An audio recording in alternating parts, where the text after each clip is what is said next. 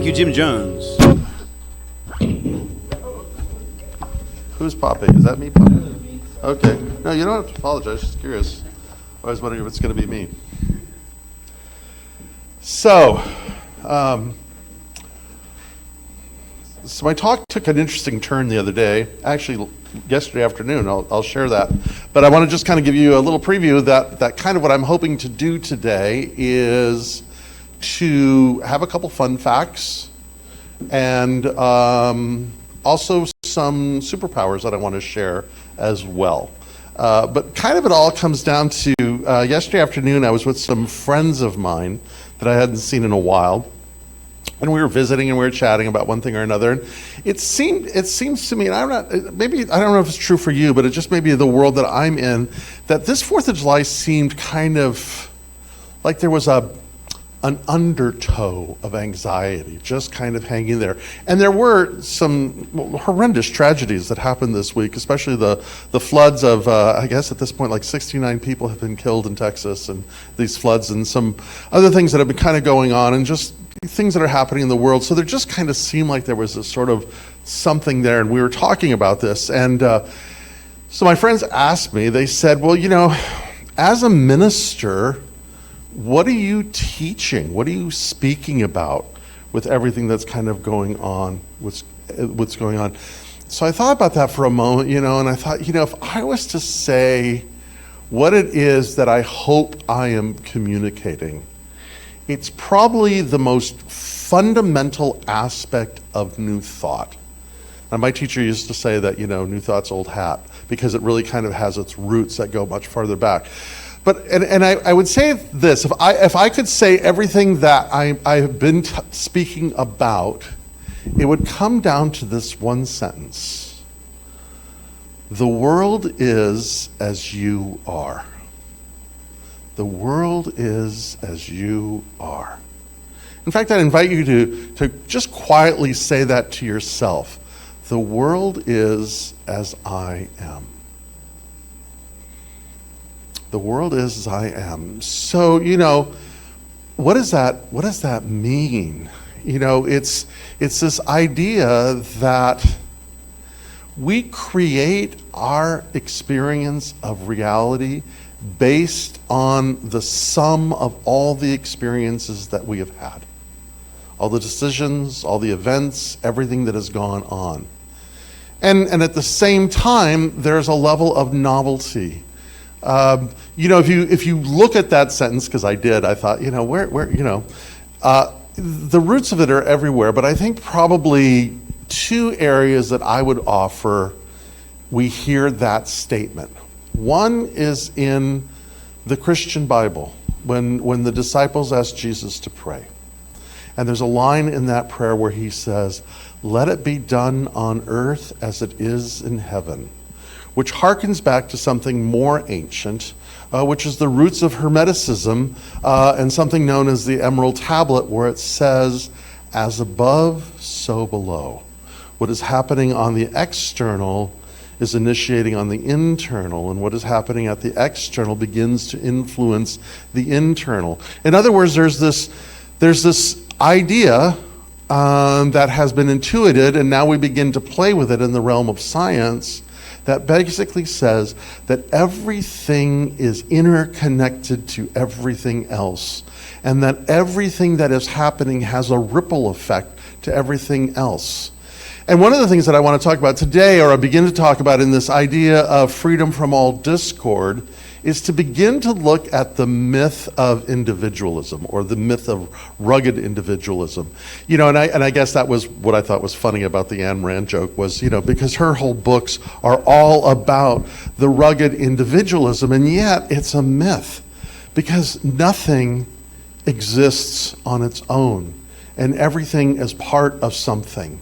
And everything that you are and everything that has happened in your life has been the result of relationships. Because if we think about it, if we were to have a theopolitics, or not a theopolitics, a theopoetics of how we look, it is that we live in a relational universe where everything is connected to everything else.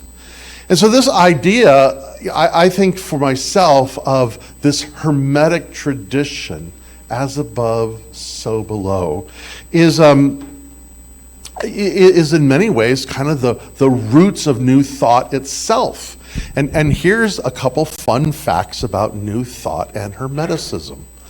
One is that probably the most influential, at least in the West, scholars, teachers on the Hermetic and the occult traditions was a man by the name of Manly P. Hall, who wrote a book called The Secret Teachings of All Ages. Actually has a place called the Philosophical Research Society, which is up in Hollywood. Not Hollywood, but it's up in Los Angeles, up in that area near Griffith Park.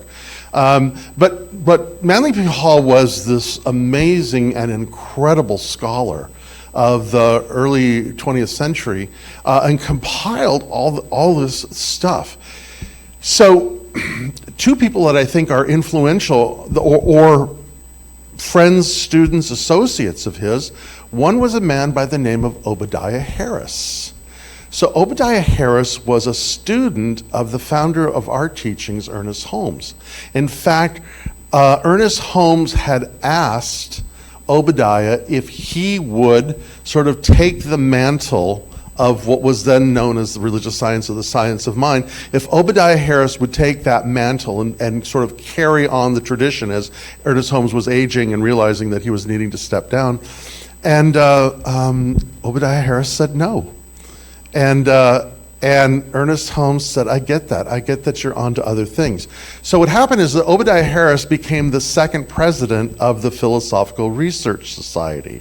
And so another fun fact with that is Harris was a big proponent of education, and so he created, through the Philosophical Research Society, an accredited master's program, of which those of us in the day, when I was in the School of Ministry, part of our training was getting a master's degree in consciousness studies that was in conjunction with the Philosophical Research Society.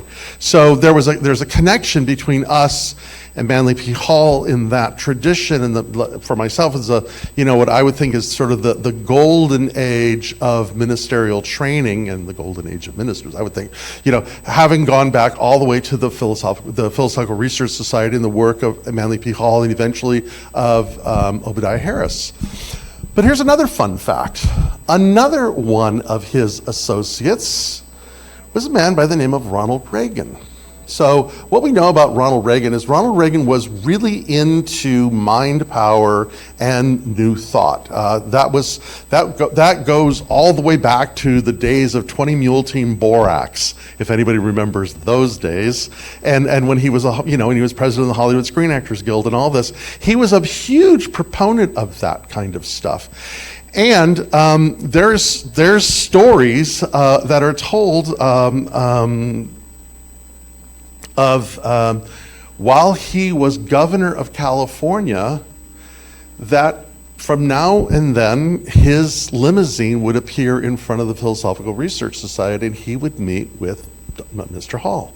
So one of the things that we know that's evidence of this, because what we do know is that the Reagans, Nancy and Ronald Reagan, were also students of the occult, and they were also students of New Thought. That was big on those kinds of things. And there's this really interesting thing that Ronald Reagan gave this speech once about the 4th of July, and he talked about the signing of the Declaration of Independence, and he talks about how the story goes that there was all this sort of anxiety and confusion that was going on before the Declaration was actually signed, and they were arguing with each other because they realized that if they signed this Declaration, they were putting at risk their freedom, their property, their very head.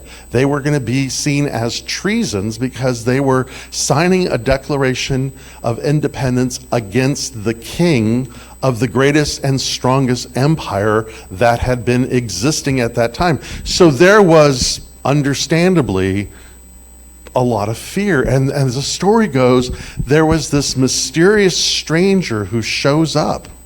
and stands up and gives this talk about how this was an opportunity in the evolution of humanity. He didn't use evolution because that word had not been invented yet, but that's me. But this idea that where we had come and that there was a new idea, a new order of being where no one was exempt from the law. Not king, not potentate, not anybody, but that what governed was not a king, but equal justice under the law. And it so inspired everyone that they immediately got up and signed the Declaration of Independence. And when they went to thank this man, he was nowhere to be found. So in many ways, so this story also appears in the Secret Teachings of All Ages. This is where Reagan got the story. And I don't know if it's true or not. It seems to me like it's one of those bedtime stories like George Washington and the apple tree, or Lincoln walking so many miles to deliver change to somebody, or any of those kinds of things. It's not important if it was real, but it conveys a truth about something. That something inspires us, that something drives us. And sometimes when we are in our greatest amount of fear or anxiety, something triggers us to greatness. And I think that's kind of what that story to me is all about. I also think that, as I reflected on that this week, and I was thinking of that story because I was going to share it, I also think, a couple things about Ronald Reagan. One is, there are probably few things that I would agree with him politically, which doesn't matter at all. But what I admire about the man is that as governor of California and as president of the United States, other than what his political beliefs were, what he held above those was congeniality.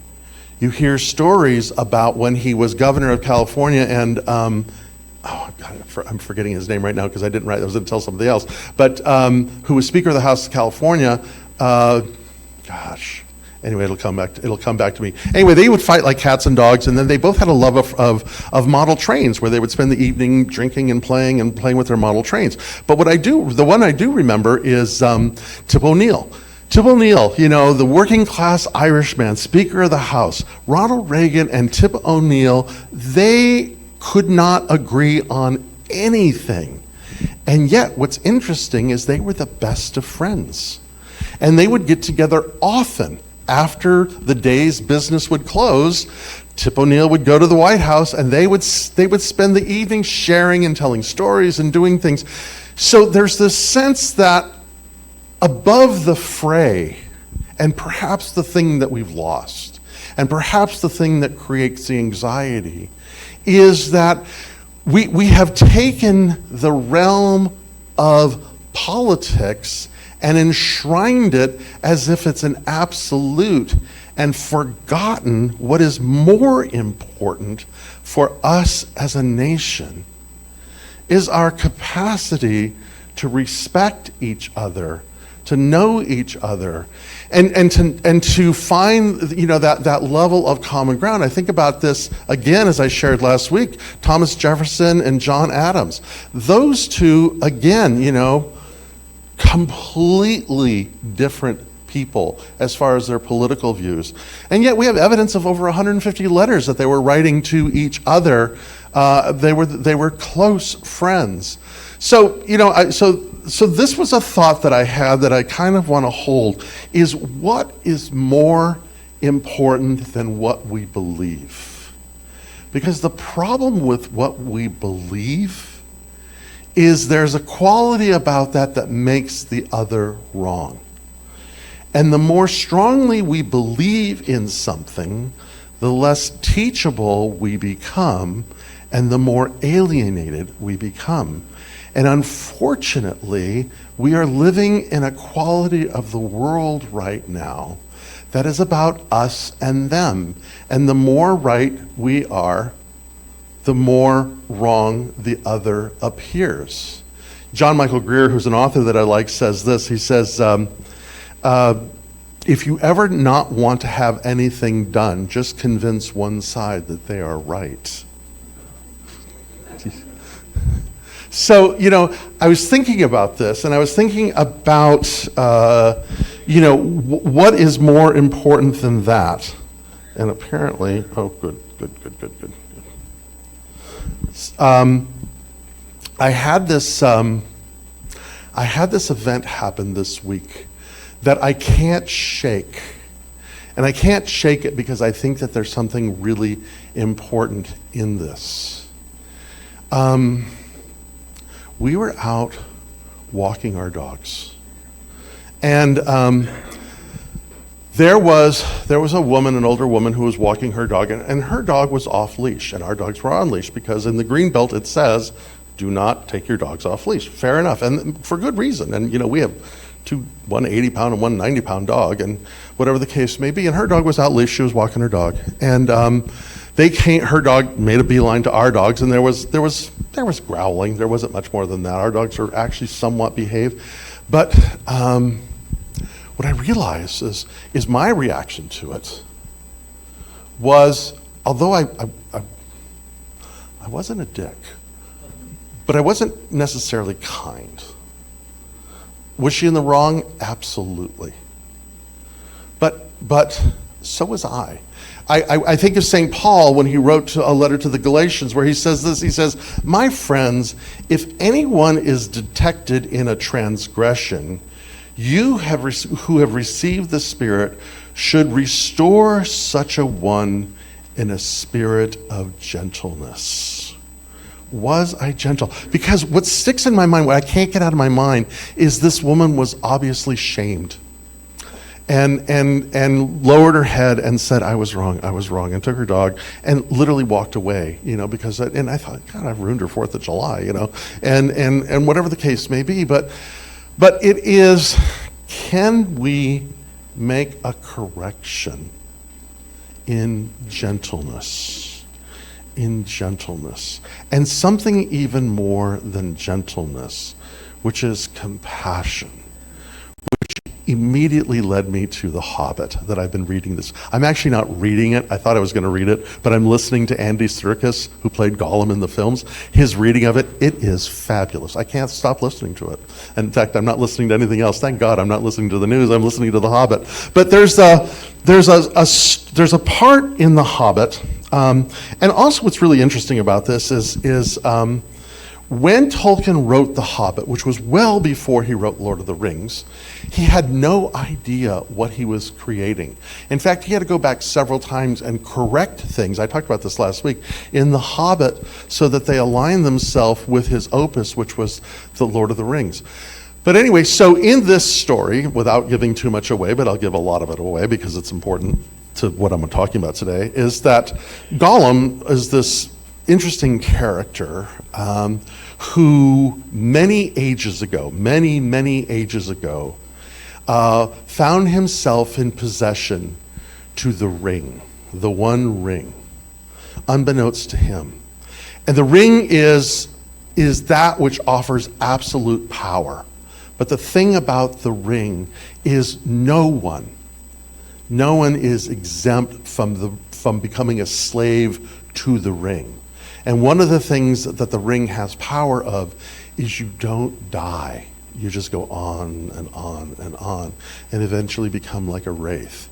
And your relationship to the ring is everything. There is nothing other than this. And so what happens in this cave is that Bilbo finds the ring.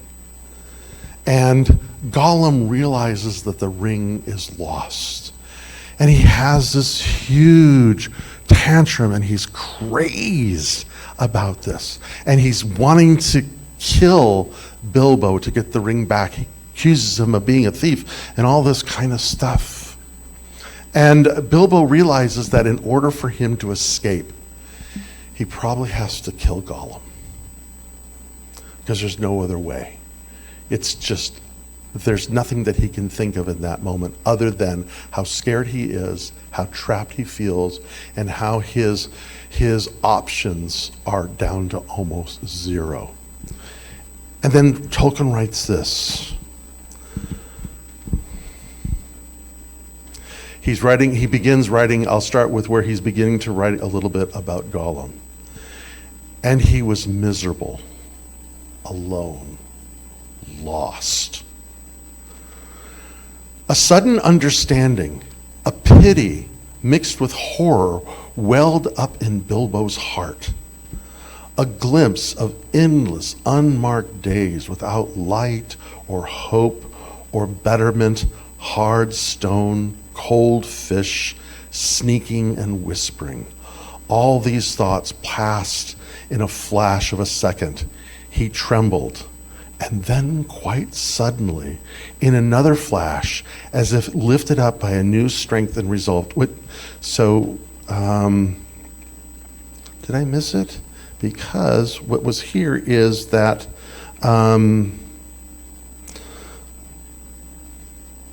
yes, he had pity. I did mention that, yeah. And then quite suddenly, in another flash, as if lifted by a new strength, he leapt. And I guess that's what I want to talk about, is that sense of pity creates a superpower. Pity, compassion.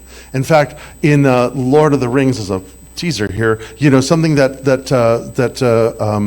Gandalf will say is the pity of Bilbo may rule the fate of many. The pity of Bilbo may rule the fate of many. In other words, any little act of compassion that we may show can ripple out to places that we may not know or understand. Pity, compassion, powerful, powerful. In the Hebrew Bible, it is hesiod. That sense of compassion, of knowing. In the Roman, it's to feel the pain of the other. Of course, in the Christian Bible, it's through there. In Buddhism, it is the story of the Bodhisattva who practices compassion, the whole teaching of the compassionate Buddha. It's there in everywhere, and what I want to offer is, as an antidote to the craziness we may be feeling in this world, is the practice of compassion. But it begins with ourself. Because I don't know about you, but I can be really hard on myself about one thing or another. And so can I stop? Kind of like this woman walking her dog, I don't know if she may have not forgotten about it. She may or may not have. But can I be compassionate with myself? And not be judging myself and beating myself up over that. But can I practice compassion within myself? Because something that Aristotle says is that we really cannot practice that unless we've experienced it within ourselves. Dr. Holmes says it this way. He says we see the condition on the outside and we heal it on the inside. And so the practice of self-compassion allows us to experience compassion for the other. And the thing about that, going back to St. Paul, is it's a superpower in the sense that when we can stop, because up until that moment, Bilbo was thinking that his only choice is to murder Gollum. And he couldn't see no other way. And then he has this moment of pity and this moment of compassion. And all of a sudden, opportunities open for him. All of a sudden, there's a superpower. All of a sudden, there's a strength he didn't even know he had that allowed him to leap to his freedom. And that's just like us. When we are stuck holding a grudge, when we are stuck shaming or making someone wrong, or we are stuck in the consciousness of the other, we have cut ourselves off from that force, that power, that experience that allows us to be connected. And there's novelty. There's agility. There's a new idea. There's possibilities that we had not even dreamed of, but we don't see them because we're caught in them. And it's interesting because I was looking up this word pity and, all the lines of it. And then I remember good old Nietzsche, good old grumpy Nietzsche, who saw pity, who saw compassion as a flaw, as a weakness. Because for Nietzsche, self-esteem is everything. But I think what happens is, especially in our culture today, is, because Nietzsche is so popular right now, is that we have mistaken the idea of connection with the toxic mimic of power. And we have confused self-love with being powerful, the self-made individual, losing sight of that connection that unites us into something more powerful than just us as an individual, and yet everything that we do has an impact of it. It also had me thinking of another story. And I've shared this one before, but I think it's salient here too. And it's in the Arthurian myths. And it's the story of Sir Gawain and Ragnar. So real briefly, what had happened is King Arthur's kingdom had fallen into some kind of mess or another, and there was something that needed to be done. And there was a riddle that needed to be solved to save the kingdom. And no one knew the riddle, and so they're facing doom. And then one person says, I know the answer to the riddle, and it was Dame Ragnar. And Dame Ragnar had many years ago been cursed. And the curse was that for part of her life, she was spent as a beast. And part of her life, she was her lovely, beautiful Arthurian self. And it says that when she was her beastie self, her breath smelled like, an open bog. She had tusks instead of teeth. She had scraggly, raggedy hair. She smelled. She was obese. She was nasty. She had warts and wrinkles and everything else like that. She was quite appalling. And she says, I'll tell you the story, but someone has to marry me. And Gawain, always the hero, says, all right, I'll do it. So Gawain marries her, and so they give the riddle, the kingdom's saved and all that. And so there it is, the night of their nuptials. And there's Gawain getting ready to be a good husband and probably asking himself, what have I gotten myself into? And so Dame Ragnar says, well, let me go slip into something a little bit more comfortable. And so she disappears and goes behind to wherever she comes back, and she's just gorgeous. She is herself. She's beautiful and stunning and pure and all these good things. And she says, here's the deal. I live under a curse. And so part of the time I can be who you see now, or part of the time I am that beastie self. So what do you want? Do you want the public me to be charming and lovely and gracious and all these things? Or do you want the public part of me to be this beastie, whatever the case may be? And so Gawain goes, smart man. Every man should learn this. He says, you choose. And in doing that, he had given her back her sense of being, and the curse was broken. And she was restored to who she was. And there's a powerful lesson in that. Not just that men should know is to let women be who they are to be, but to let every living creature be what it is, to give back the agency to every living thing. And that breaks the curse of the ugliness and the impairment and the separation and the fear and the anxiety, because all of that is created, as Dr. Holmes says, from a belief in separation.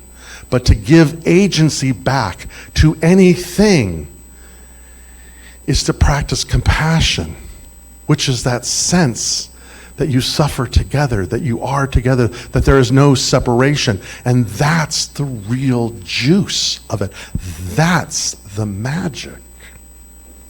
That's the magic. So to restore a broken world is to give it back its agency.